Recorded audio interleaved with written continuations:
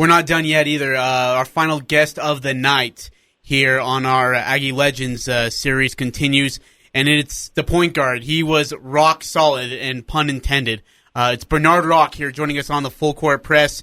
Bernard, thanks for your time, my man. Thanks for having me.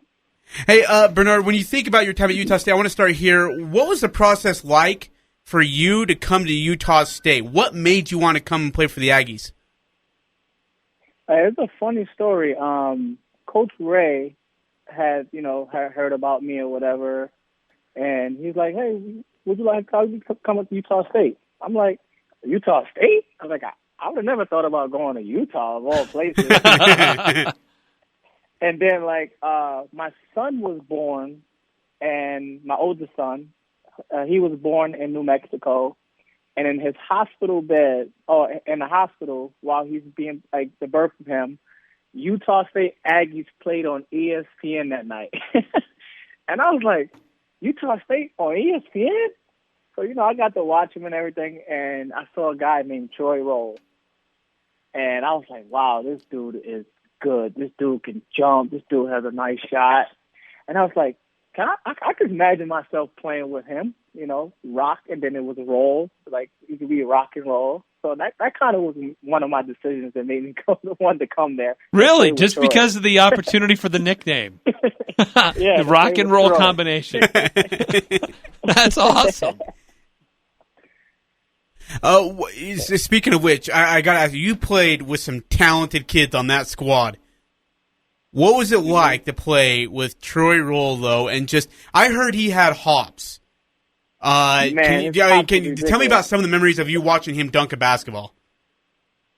Well, and the funny thing about Troy Roll's dunk, my son, speaking of my son again, we had went to Boise State for a basketball camp, and the dunk that Troy Roll had against Boise State at home, it was like on our 19-0 season, the packed house, 12,000 fans was there. Troy Roll, the ball was going out of bounds.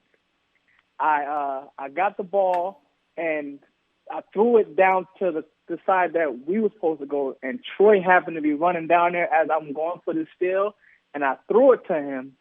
And I swear to God, this dude was literally under the basket. Not under, but, he wanted to take a charge on Troy. Troy jumped from probably the dotted line, cocked it back, and just jammed it in his face. And I mean, the whole stadium went nuts. I mean, we going crazy. And you know how we say when you dunk on somebody, and I can't say this on the radio, but you put your stuff in their face.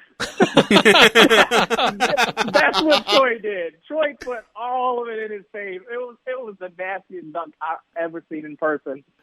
And I was like, I couldn't believe it. The dunk was just absolutely ridiculous. Did you guys win that game, by the way? Forgive me, my memory is... Oh, yeah, we definitely won that because we won 19-0 into the That's tournament. right. Yeah, you guys won that game going away. We did win that game. So it was awesome, though. It was awesome. So it was. You said it was Randy Ray who mostly was involved in the recruiting process to bring you to Utah State. Yes. When was your first interaction with Larry Eustace? I didn't coach with Larry. He wasn't my coach. We still have Stu Morrill. Oh, it was Morrill the whole time. It was Morrill. I think it was his second year. Oh, that's right. Yes. Or third year at Utah State. Okay, so what was it like your first interaction with Stu? As he was, he'd had some experience at Colorado State. He's had some experience in coaching some different places. So he came to Utah State, started to turn some things around, built on a program that was having some success and having some momentum. What was it like in your first interactions with Stu? My first interactions with Stu Morrill was kind of it was crazy because I was supposed to meet him on my recruiting trip, but unfortunately that morning I did not wake up. I was just zoned out in my hotel room, knocked out. Coach Ray banging on my door. We got to get you back to the airport. You missed the meeting. I'm like, what? How did I miss the meeting? So I didn't get to meet Coach until when I actually got to campus for the following year that I was coming to Utah State. But I mean, he's an awesome coach. I have nothing but great things to say about this man. Obviously, he changed my game dramatically. But I mean, we came to a situation where we had 9, maybe 10 new guys on the team. So like pretty much all of us was fresh into this new system that Coach Morrow had put in. But yeah, he's such a great guy. And freaking huge hands. Is there an experience that you had with him as your coach over your time where you were an Aggie, a special memory that you have of him being your coach, or something either he did in a game or in the locker room or on a road trip?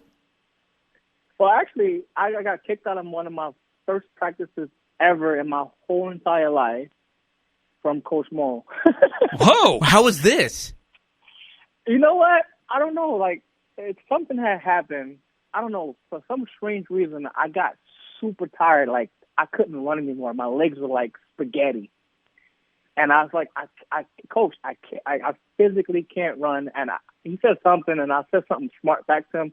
And the look on his face was like in total shock that I even said anything back. And at first he didn't know what to say or do. And he was like, you know what? Just get out. Just get out. Go. It was like, I mean, I don't remember what I said, but I know it was something that kind of like startled him and took him like by surprise.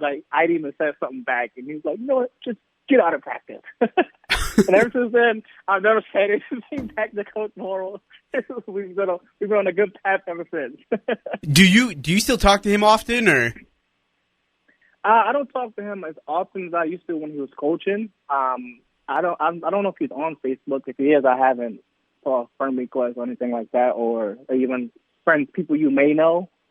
But when he was coaching, I used to talk to him because after I even stopped playing, I used to live in Utah. I was living in Utah prior to after that, so I used to go to all games. Always went down to the locker room, and sometimes I used to practice with the guys. So.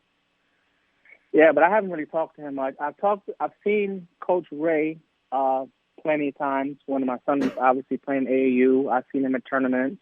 I've seen Coach B, Coach Duryea, who's at Boise now. Like I said, my coach went to the Boise camp. So I've seen quite an assistant, but I haven't really seen him or even talked to him.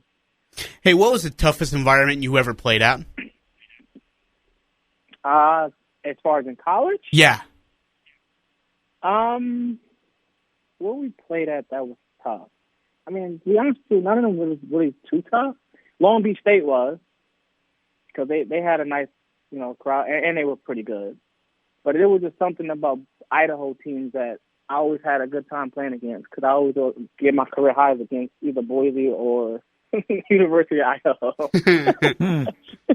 But, like I said, Boise probably was one of the, Long Beach State was probably one of the toughest places to play. We're talking to Bernard Rock. He was a point guard for the Utah State Aggies in 1999 to 2000 season and the 2000 to 2001 season. And those were some really good teams, as you mentioned, some great teams. You made it to the NCAA tournament. You were able to break through and be a part of something really special, not just getting there, but being a part of something special. When we spoke to Troy Roll the other night, he talked about a guy like Tony Brown and some of the other players on that squad and what it was like to get to that level and have that opportunity to play in that first of all, the reigning champs, UConn, in the tournament. First, just that experience of being able to hear your school named and called, that you get to go to the NCAA men's basketball tournament. What was that like for you when you heard that you finally get that opportunity?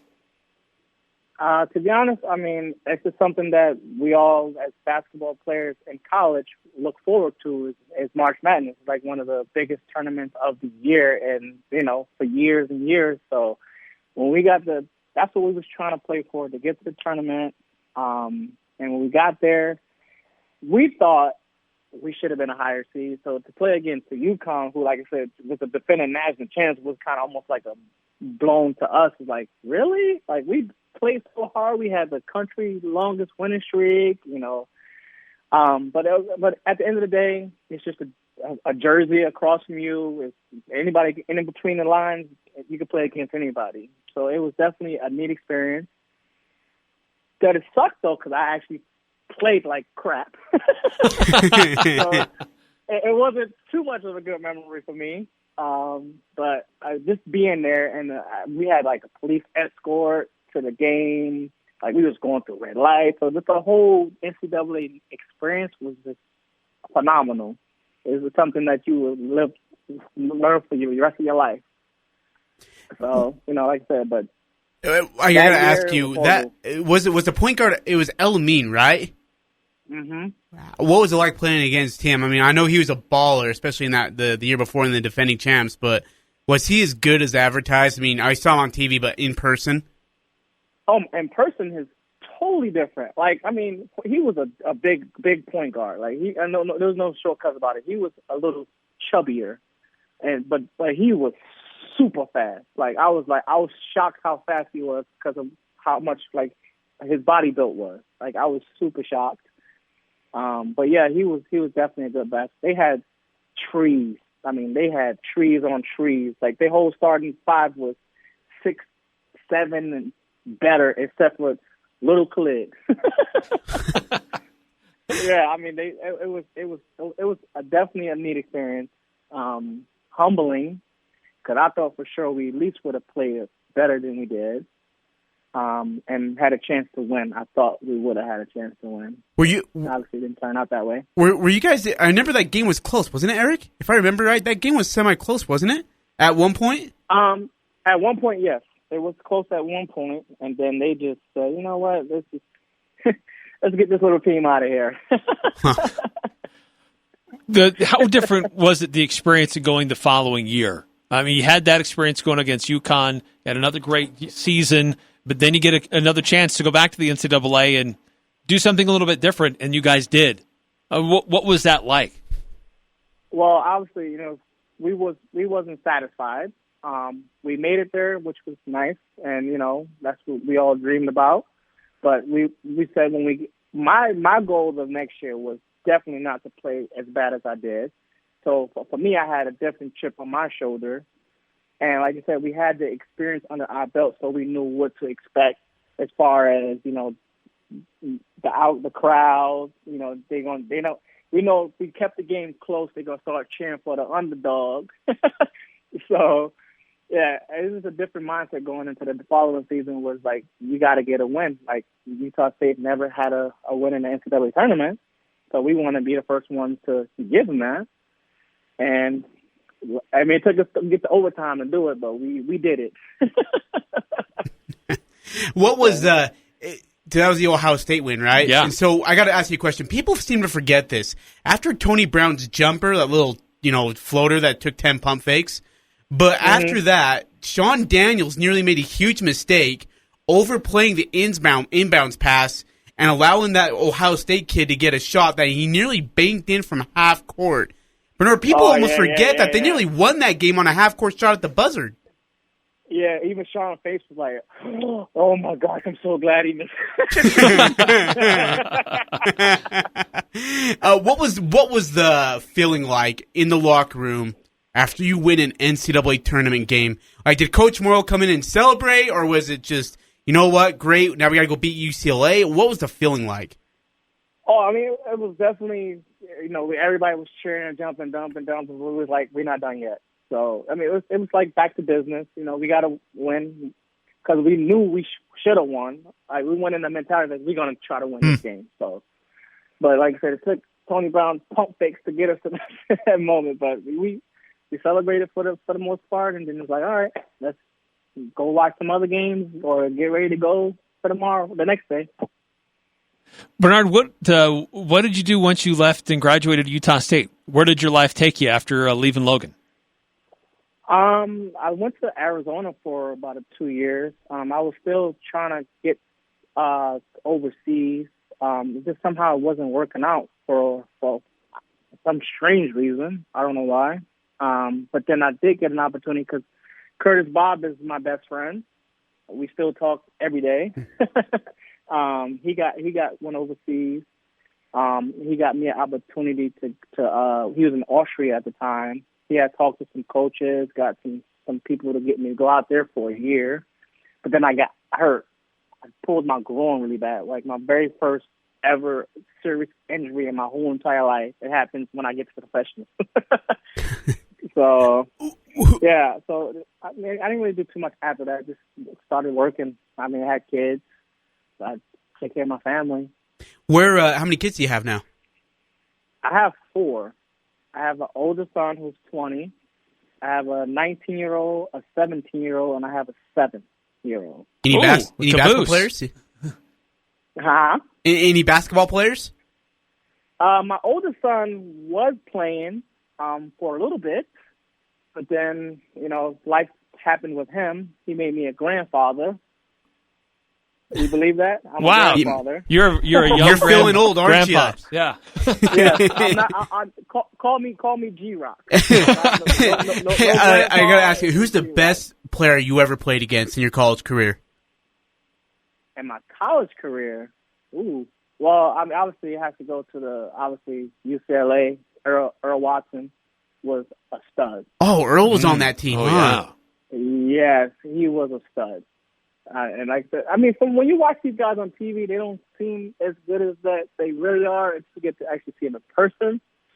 So, yeah, I could say he probably was one of the best. But I've played against Allen Iverson, Stephon Marbury. Shamgard is like one of my best friends, so I played with him. So I played against a lot of good talented people in my life.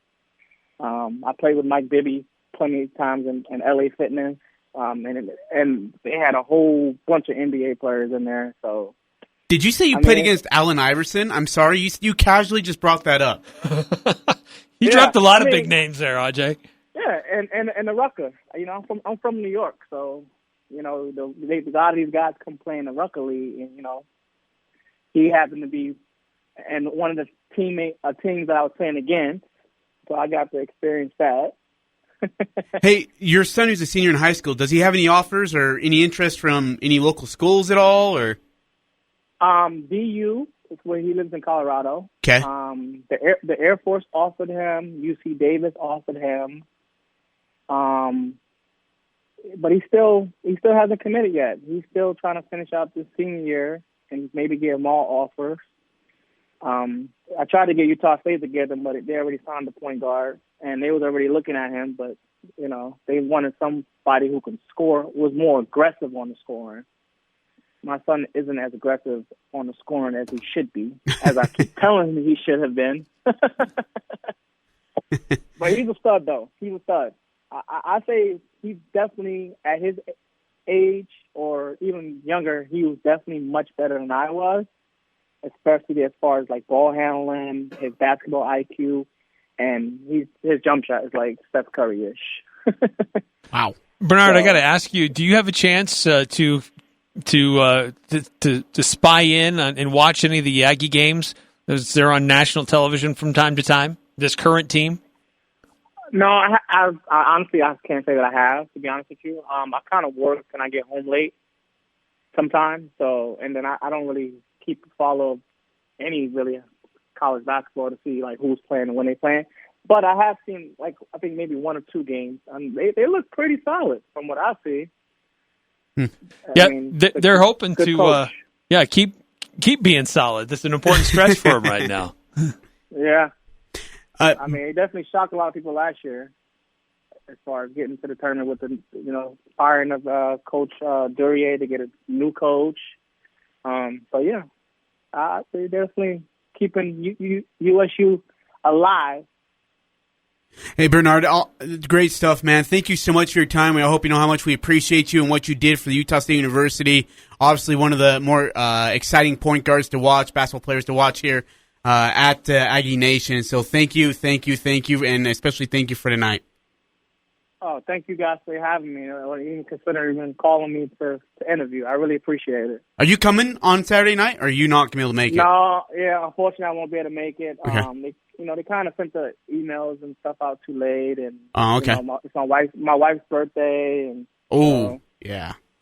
Yeah. That would do it. I would love to, though. It would definitely be a neat experience. Hey, thanks, Bernard. Appreciate you, man. Take care. All right, thank you. Thanks, Bernard.